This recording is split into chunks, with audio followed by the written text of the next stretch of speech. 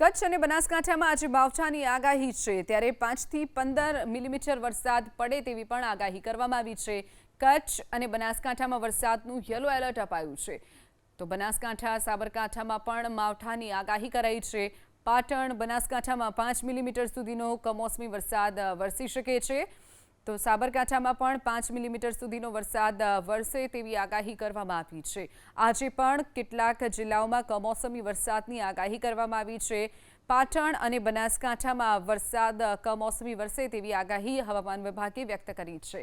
હજુ પણ આજે સાબરકાંઠા બનાસકાંઠા પાટણ સહિતના અલગ અલગ વિસ્તારોમાં કચ્છમાં પણ આજે વરસાદનું યલો એલર્ટ આપવામાં આવ્યું છે તો 5 મિલીમીટરથી લઈ અને 15 મિલીમીટર સુધીનો વરસાદ વરસે તેવી પણ શક્યતાઓ વ્યક્ત કરવામાં આવી છે। પાટણ અને બનાસકાંઠામાં વરસાદ કમોસમી વરસે તેવી આગાહી હવામાન વિભાગે વ્યક્ત કરી છે।